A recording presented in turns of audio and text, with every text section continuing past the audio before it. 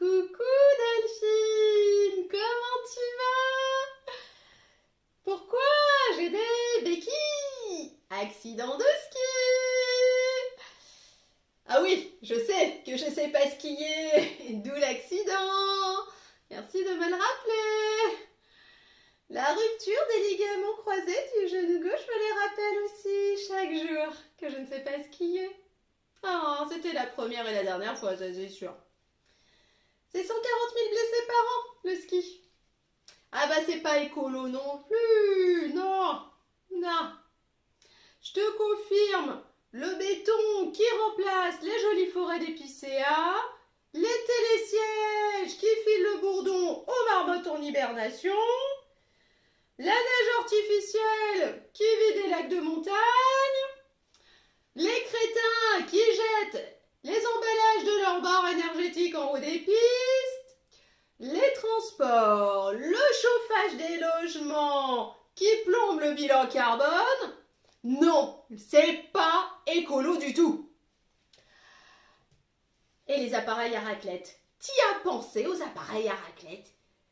Tu sais que ça en bouffe de l'électricité, ces appareils à raclette?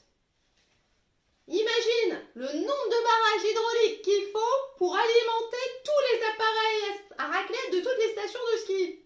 Ah bah pire que pour les canons à neige, hein. Ah, tu te demandes comment une écolo comme moi a atterri au ski? Non, pas un congrès de toilettes sèches, ni un congrès sur l'habitat en bouse de yak séchée, non. Mais sache qu'au Tibet, c'est un super isolant, la bouse de yak. Moi, je t'en reparlerai. Non, c'est grâce à Tinder. Je te raconte. Je flash sur un mec hyper beau. Il flash sur moi. Je me doutais bien que ce serait pas l'homme de ma vie, ni le père de mes futurs enfants, tu vois. Trop beau, trop sportif, pas écolo. Mais bon, il était beau. Je me suis dit, oublie que t'as aucune chance, sur un malentendu, ça peut marcher. C'est pas de moi, mais ça fait bien. Ce mec sur Tinder, tu vois, c'est comme s'offrir une belle pièce dans sa garde-robe. Tu vois, c'est comme s'offrir des loups-boutins.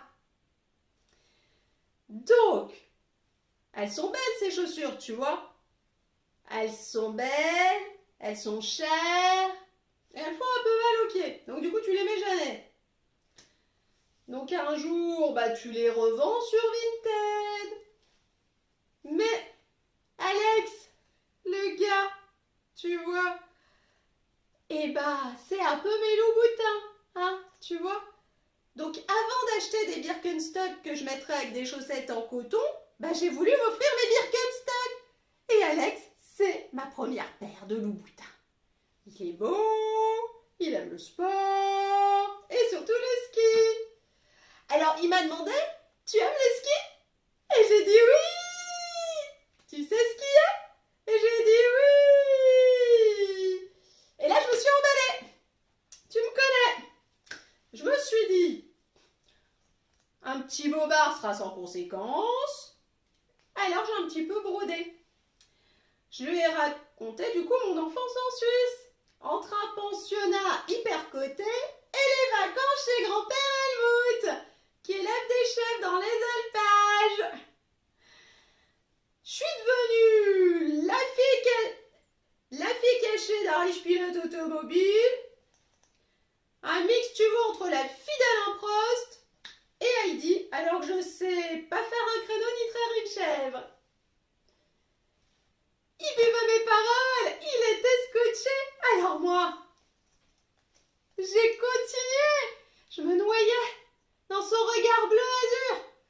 Peut-être un peu trop avec le recul, hein. C'était peut-être plus Bayou que Lagon, tu vois. Alors j'ai pris de l'assurance.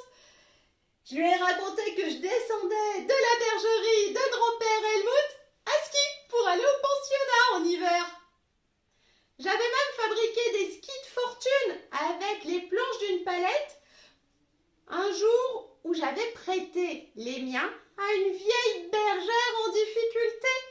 Il fallait qu'elle aille sauver Blanchette, sa petite chèvre blanche qui allait se faire dévorer par le loup, là-haut sur la colline.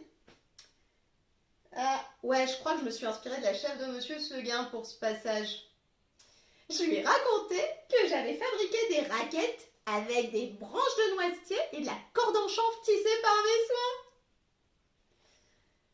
Je croyais qu'après la soirée, le dîner, cet Apollon des pistes noires allait se rendre compte que je suis moins fun et moins jolie que prévu. Et je me suis trompée. Tu vois, je m'étais dit un soir et je passe à autre chose. Il m'a tellement cru qu'il m'a invité au ski le week-end dernier. Alors j'ai essayé d'esquiver. J'ai prétexté une péritonite, mais ça n'a pas marché. Et je me suis retrouvée en haut d'une piste rouge avec lui. Alors j'ai regardé une petite vidéo dans le télécabine avant d'arriver. Je me suis dit, ça va être sorcier quand même. Et je me suis lancée sur la piste, tel Luc et le fond dans un super jet. J'ai pris de la vitesse, peut-être un peu trop. J'ai essayé le chasse-neige, mais le ski droit est monté sur le ski gauche. Je voyais le sapin qui se rapprochait dangereusement.